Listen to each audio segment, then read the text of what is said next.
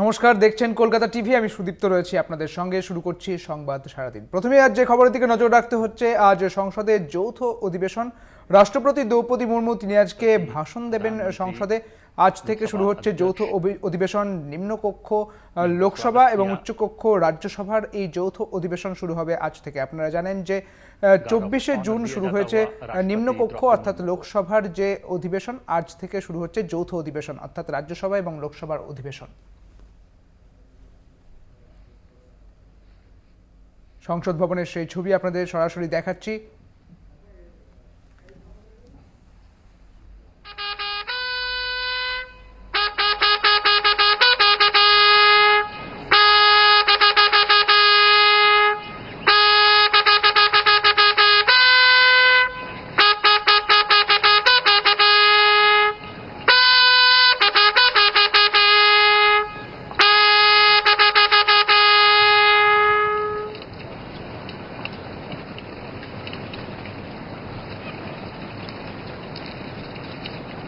सलामी के पश्चात राष्ट्रपति संसद भवन के भीतर जाती हुई।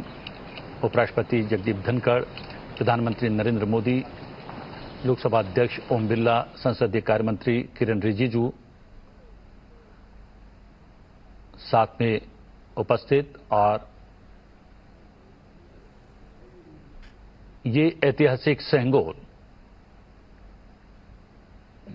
जी हां, पारंपरिक राजदंड सेंगोल की अगुवाई में निचले सदन यानी लोकसभा के कक्ष तक जाएंगी राष्ट्रपति द्रौपदी मुर्मू। ऐतिहासिक क्षण, ऐतिहासिक पल, ऐतिहासिक तस्वीरें सीधे संसद टीवी पर।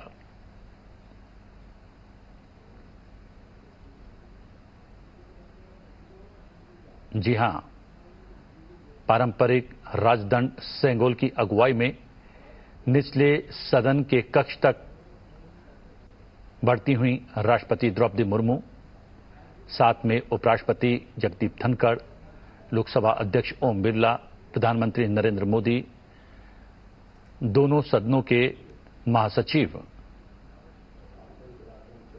धीरे धीरे कदम लोकसभा की ओर बढ़ते हुए। पारंपरिक राजदंड सेंगोल की अगुवाई में निचले सदन के कक्ष तक पहुंचती हुई राष्ट्रपति द्रौपदी मुर्मू। आप देख सकते हैं उपराष्ट्रपति, लोकसभा अध्यक्ष, प्रधानमंत्री, संसदीय कार्य मंत्री किरेन रिजिजू। महामहिम राष्ट्रपति जी,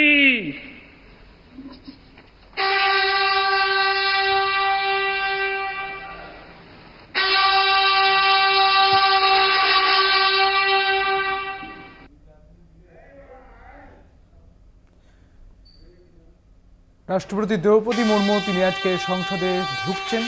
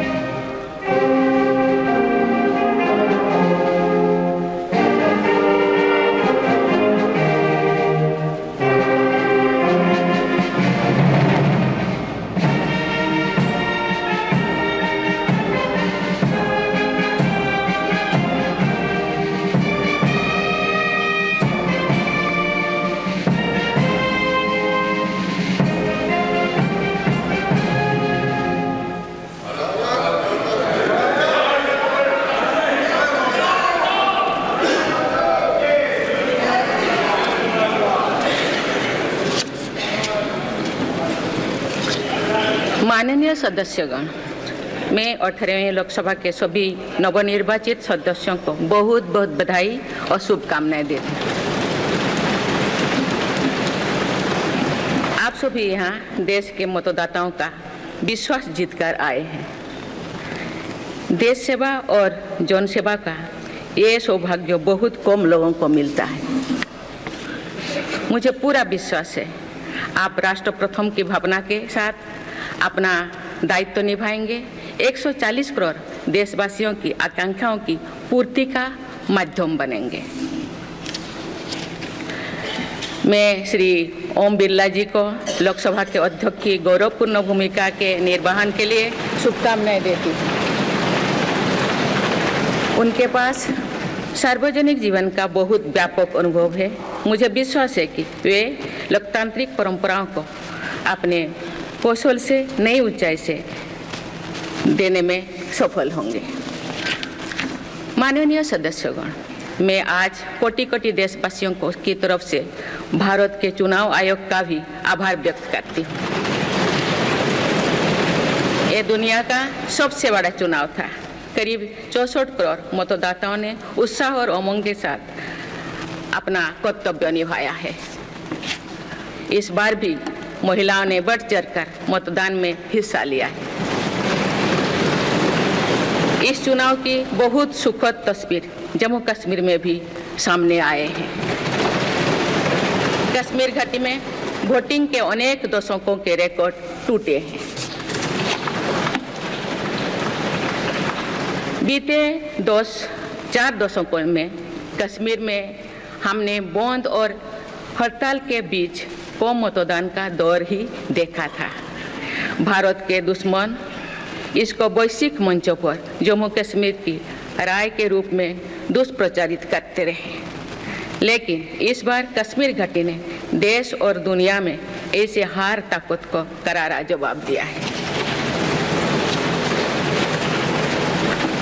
पहली बार इस लोकसभा चुनाव में घर पर जाकर भी मतदान कराया गया है। मैं लोकसभा चुनाव से जुड़ी हर कर्मी को सराहना करती हूं और अभिनंदन करती हूं।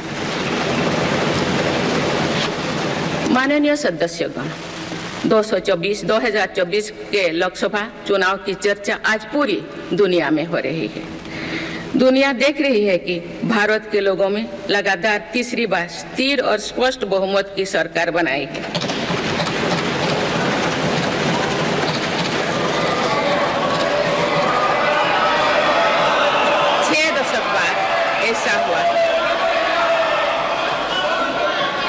छह दशक बाद ऐसा हुआ है। ऐसा समय में जो भारत के लोगों की आकांक्षाएं सर्वोच्च स्तर पर है, लोगों ने मेरी सरकार पर लगातार तीसरी बार भरोसा जताया है।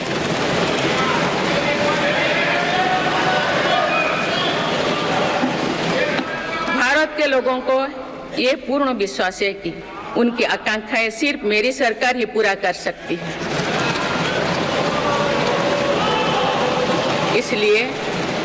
इसलिए 2024 का ये चुनाव नीति, नियत, निष्ठा और निर्णयों पर विश्वास का चुनाव रहा है।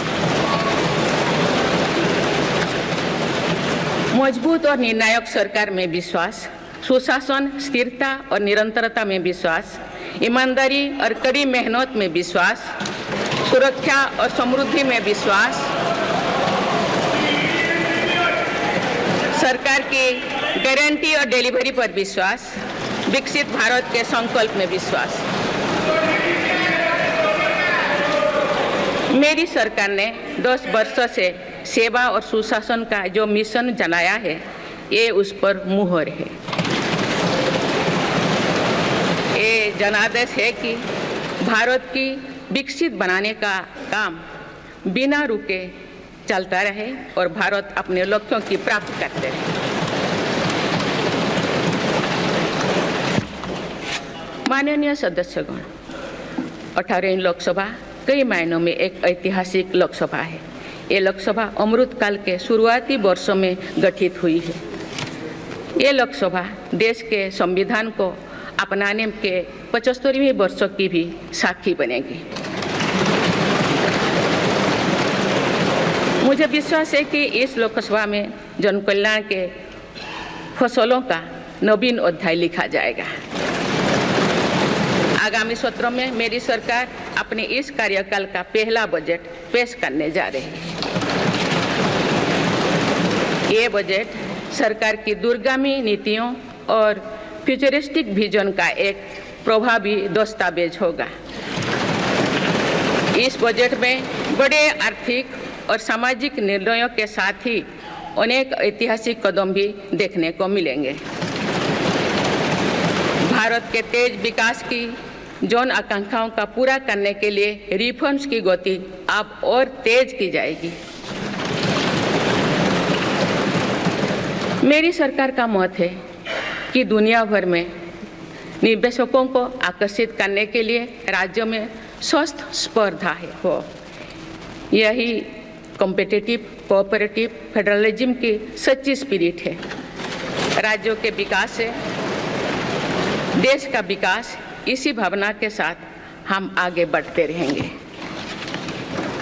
माननीय सदस्यगण, रिफॉर्म, परफॉर्म और ट्रांसफॉर्म के संकल्प ने आज भारत को दुनिया की सबसे तेजी से बढ़ने वाली अर्थव्यवस्था बना दिया है। 10 साल में भारत 11वें नंबर की अर्थव्यवस्था से ऊपर उठकर 5वें नंबर पर पहुंचा है। साल 2021 से लेकर साल 2024 के बीच भारत में औसतन 8% की रफ्तार से विकास किया है और ये ग्रोथ सामान्य समय में नहीं हुई है। बीती वर्षों में हमने 100 साल की सबसे बड़ी आपात देखी।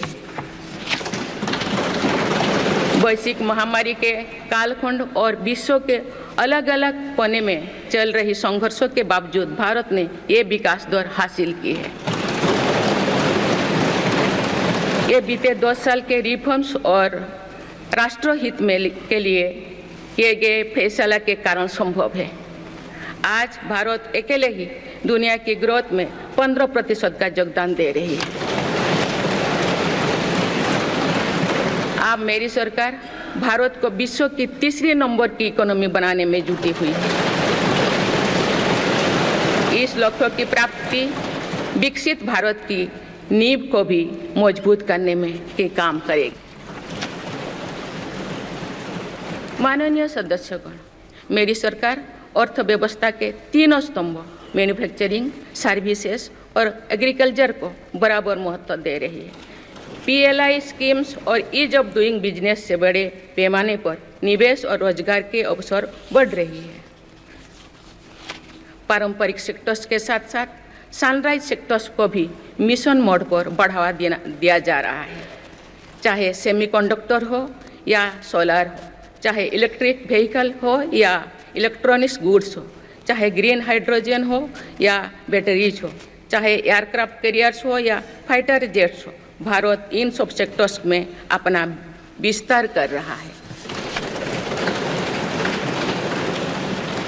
लॉजिस्टिक्स कॉस्ट को कम करने के लिए भी मेरी सरकार लगातार प्रयास कर रही है। सरकार सर्विस सेक्टर को भी मजबूत करने में जुटे हैं। आज IT से लेकर टूरिज्म तक, हेल्थ से लेकर वेलनेस तक हर सेक्टर में भारत लीडर बन रहा है और इससे बड़ी संख्या में रोजगार और स्वरोजगार के नए मौके बन रहे हैं। माननीय सदस्यगण, पिछले 10 वर्षों में मेरी सरकार द्वारा ग्रामीण अर्थव्यवस्था के हर पहलू पर बहुत जोर दिया गया है।